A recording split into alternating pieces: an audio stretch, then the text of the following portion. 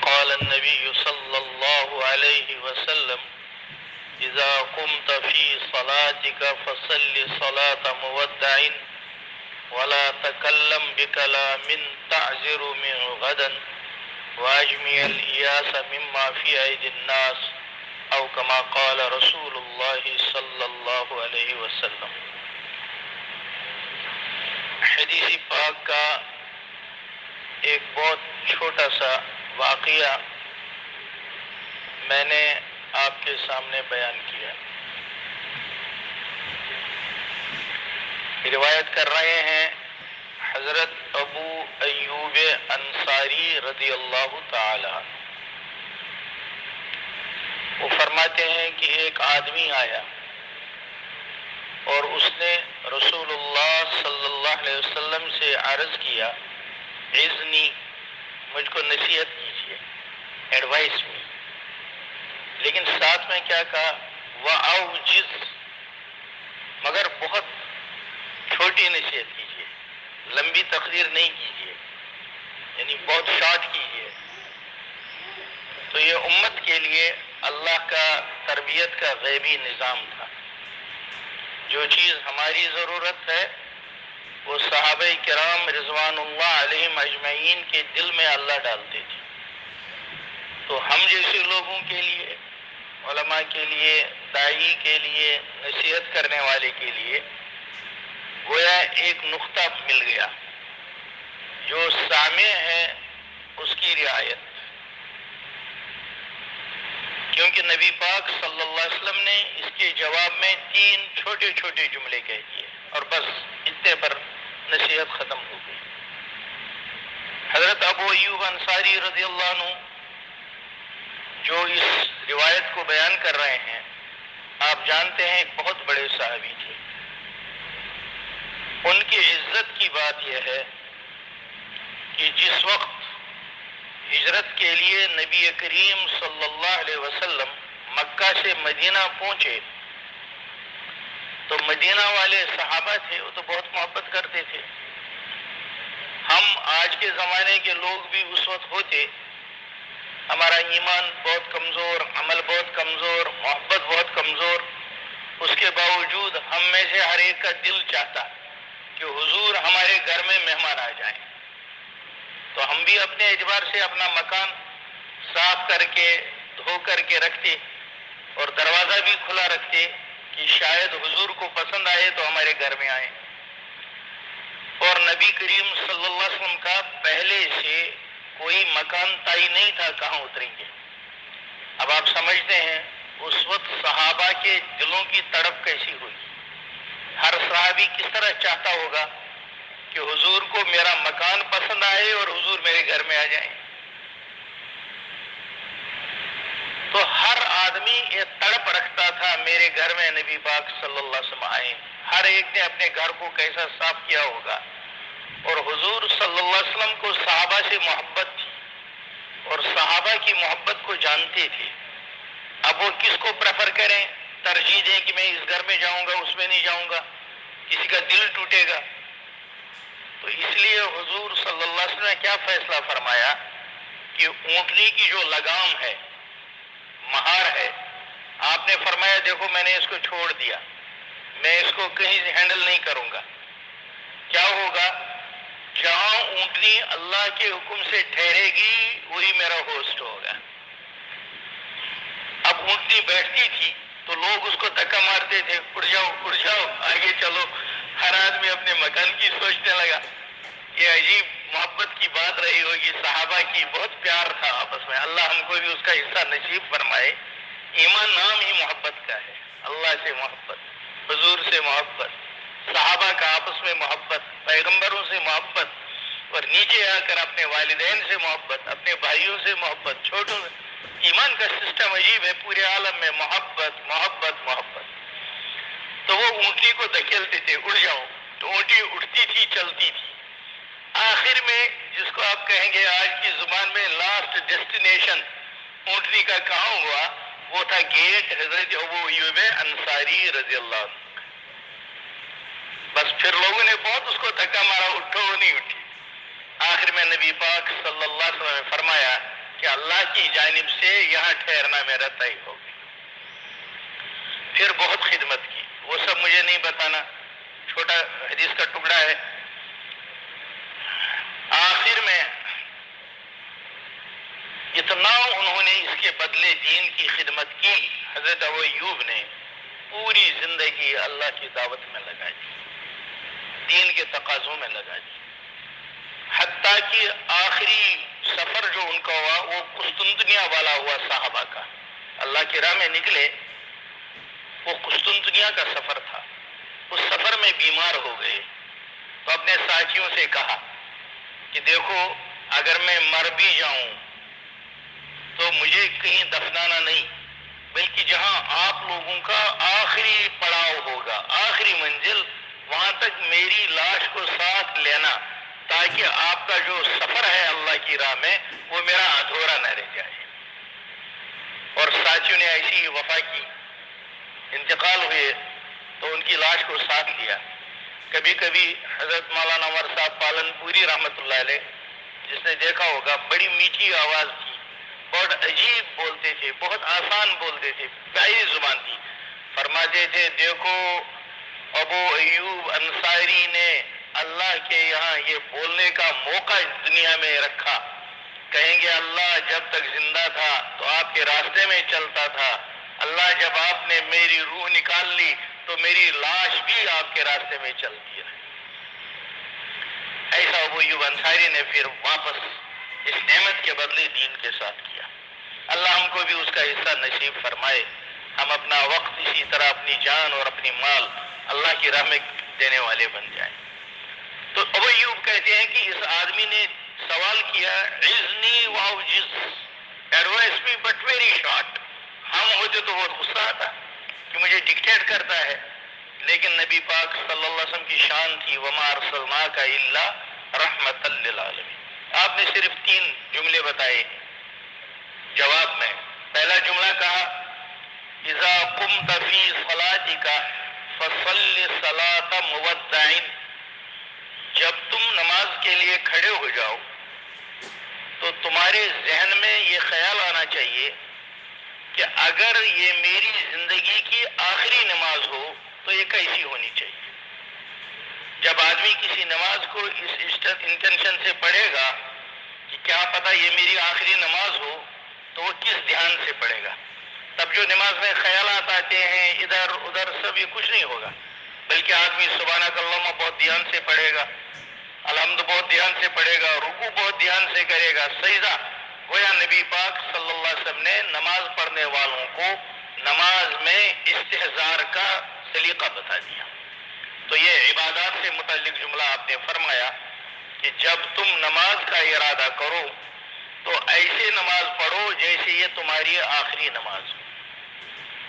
دوسری نصیحت فرمائی وَلَا تَكَلَّمْ بِكَلَامٍ تَعْزِرُ مِنْهُ غَدًا، کہ جب بھی تم بولنا چاہو کبھی بھی تو پہلے سوچ لو ایسا جملہ میری زبان سے نہ نکلے جس کی کل کو مجھے معافی مانگنی پڑے، کہے گا سوری، کہے گا ایکسکیوز می، ایسا نہ کہنا پڑے، چاہے اللہ سے چاہے انسانوں سے، کیونکہ زبان سے نکلا ہوا جملہ بہت اہم ہے۔ ہم لوگوں کے یہاں پابندی ہے، زبان سے بولو گے اینی ہاؤ نہیں بول سکتے، پہلے دیکھیں اس کو اسلام جھوٹ تو نہیں بتاتا ہے، کذب تو نہیں بتاتا ہے، ہم ہر بات نہیں بول سکتے،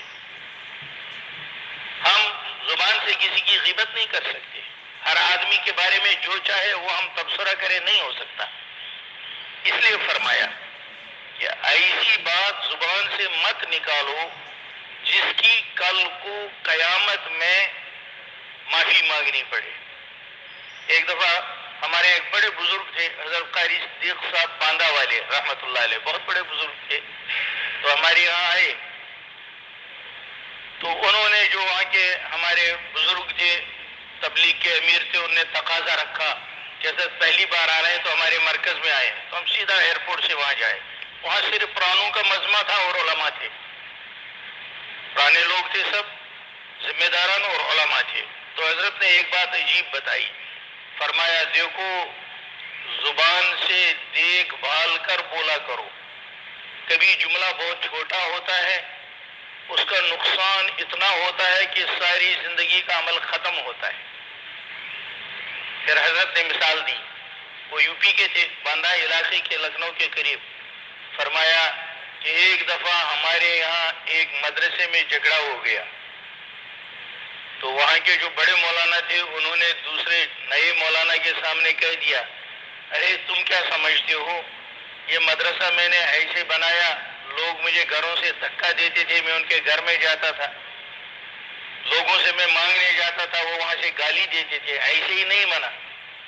کہ بالکل اسی طرح ایک دفعہ ہمارے یہاں نوجوان میں اور پرانوں میں جھگڑا ہو گیا ہے ایک مرکز میں.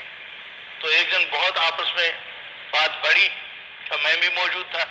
تو ایک پرانے ساتھی نے کہا نئے جوان سے، یہ جو اتنے لوگ دیکھتے ہو یہ خود نہیں آئے، یہ وہ محنتیں ہیں جو ہم نے کی ہیں. اور یہ اس وقت کا معاملہ ہے جب ایک آدمی بھی نہیں جانتا تھا، تو ہم بھوکا رہ کر ایسے کر کے یہ ماحول بنایا ہے. تو حضرت کہتے تھے، پھر میں نے ان سے عرض کیا، اس مولانا سے بھی ان کو بھی، کہ دیکھو بھائی تم نے جو کیا اس کا اجر تو اللہ سے لینے کے لیے کیا، اس لیے نہیں کیا کہ آج تم ان نئے لوگوں پر، ان طلباء پر اپنا حق بتاؤ کہ میں نے یہ کیا. کا جملہ یہ چھوٹا سا تھا لیکن اس کے اندر تھا، گویا اس طرح کیا جیسے آج ان کے اوپر اپنا دباؤ قائم کرنے کے لیے کیا. فرماتے تھے کبھی زبان سے ایسا جملہ نکلتا ہے پوری زندگی کا مسئلہ خراب ہو جاتا ہے.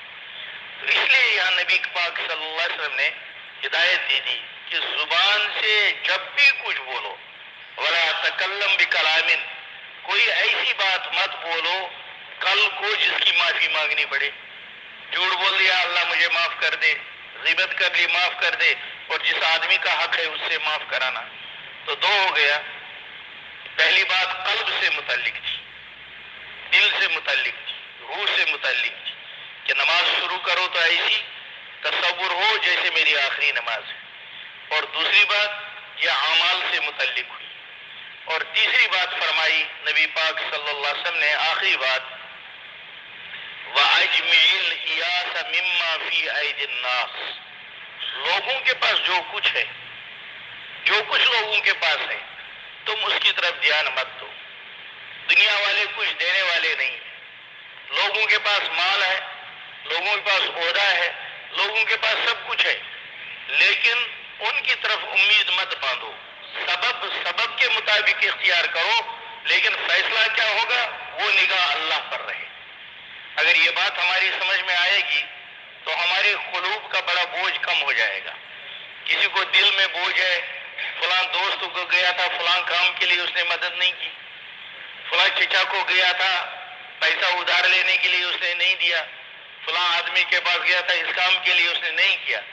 بلکہ نبی پاک صلی اللہ علیہ وسلم یہ فرمانا چاہتے ہیں کہ اگر تم کسی کے پاس سبب کے بطور گئے بھی، امید مت رکھو کہ وہ کرنے والا ہے، بلکہ وہ تب کرے گا جب اللہ اس کے دل میں ڈالے گا.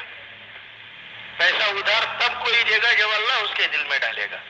تمہاری مدد تب کوئی کرے گا جب اللہ اس سے مدد کرے گا. تو اس لیے کسی انسان کا کوئی ملال دل میں نہیں ہونا چاہیے، بلکہ یہ سمجھو کہ اگر کام ہو گیا تو اللہ نے کرایا، اور کام نہیں ہوا تو گویا اللہ نے اس کے دل میں نہیں ڈالا، یہ ہماری طرف سے معذور. تو بس یہ تین چیزیں اس حدیث میں بہت مختصر نبی پاک صلی اللہ علیہ وسلم نے بیان کی. اور حدیث علم دین کی بات ہے، اور لمبی بات آدمی زیادہ یاد بھی نہیں رکھتا. ہمارے حضرت مولانا ورثہ پالن پوری علیہ رحمہ کے بھی بیان کے بعد خصوصاً پرانوں میں بہت مزے سے آخر میں کہتے تھے، اچھا بھائی اب تو بہت ہو گیا، باقی باتیں ہم انشاءاللہ جنت میں کریں گے. بہت بڑے لوگ تھے ہمارے اکابر، پوری زندگیاں اسلام میں لگائیں. تو اس لیے بات چھوٹی ہو اور یاد رہے پھر اس پر عمل کرے. اب آدمی سوچتا ہے کیسے کروں گا. یہ جو پڑھاتے ہیں آج کل سبق اسکولوں میں تو وہ ایڈیمز فریزز یاد کرتے ہیں، وہ کہتے ہیں practice makes a man perfect. تو پریکٹس ہے، کوشش ہے، تدبیر ہے، دینی ماحول میں رہنا ایک کوشش ہے، دین کے لیے نکلنا کوشش ہے، مدرسے میں ایڈمیشن لینا یہ کوشش ہے. انجام کو پہنچانے والا اللہ ہے. جب اس میں وہ برکت پیدا کرتا ہے تو آدمیوں کی زندگیاں بدلتی. تو اسی لیے حضرت قاری ظہیر صاحب رحمۃ اللہ علیہ فرماتے تھے کہ ہم سب لوگوں کی بریک فیل ہے. آنکھوں کی بریک فیل ہے، زبان کی بریک فیل ہے، لیکن پریکٹس سے یہ کنٹرول ہوتا ہے. اس وقت ہماری زبان سے ہر چیز نکلتی ہے، لیکن کچھ دن توجہ کریں گے تو انشاءاللہ اس پریکٹس سے قابو ہو جائے گا. اس وقت آنکھ کہیں بھی دیکھتی ہے، کچھ دن پریکٹس کریں گے تو قابو آئے گا. یہ دنیا دارالاسباب ہے، یہاں اس کا سبب اختیار کرنا ہوتا ہے. اسی لیے مسجد کے ماحول میں رہتے ہیں، تعلیم کے ماحول میں رہتے ہیں، نیک لوگوں کی صحبت میں رہتے ہیں. یہ وہ پریکٹس ہوتی ہے، اس کے اندر اللہ برکت ڈالتے ہیں اور ایسی برکت ڈالتے ہیں. آپ دیکھتے ہیں یہاں سے ایک آدمی گیا سگریٹ پیتے پیتے، انگلی میں سگریٹ ہے، چلہ لگا کے آیا تو ہاتھ میں تسبیح لے کر آیا. یہاں سے گیا ننگا سر، ادھر سے ٹوپی لے کر آیا. یہاں سے گیا فلمی ریکارڈ گاتے گاتے، ادھر سے آیا سبحان اللہ الحمدللہ لا الہ الا اللہ. یہ چینج کس سے ہے؟ سبب اختیار کیا جو اللہ کی راہ کا ہے، اللہ کے ماحول کا ہے کہ اللہ بدل دیتا ہے. اور یہ تاثیر قیامت کی صبح تک کے لیے ہے. جب آج کے اس دور میں یہ اپنی تاثیر رکھتا ہے تو پہلے زمانے میں کیسی تاثیر رکھتا ہوگا. تو اللہ پاک ہم کو توفیق عطا فرمائے. میں ریپیٹ کرتا ہوں، نبی کریم صلی اللہ علیہ وسلم کے دربار میں حضرت ابو ایوب انصاری رضی اللہ عنہ نے فرمایا، ایک آدمی آیا، اس نے عرض کیا مجھے نصیحت کیجئے لیکن بہت شارٹ کیجئے. تو حضور نے 3 جملے فرمائے. پہلا جملہ فرمایا جب نماز کے لیے کھڑے ہو جاؤ تو ایسا تصور کرو جیسے میری زندگی کی آخری نماز ہو، ایسا اس کو پڑھو. اور دوسرا بات کہ جو زبان سے تمہاری بات نکلے تو پہلے یہ سوچو اس بات سے مجھے معافی نہ مانگنی پڑے. اور تیسری چیز یہ، دنیا میں کسی آدمی سے امید قائم نہ کرو، ہر ایک سے اپنے کو مایوس کر لو اور اپنی ساری امیدیں اپنے اللہ سے وابستہ کرو. اللہ ہمیں اس کی توفیق عطا فرمائے. وآخر دعوانا ان الحمد للہ رب العالمین.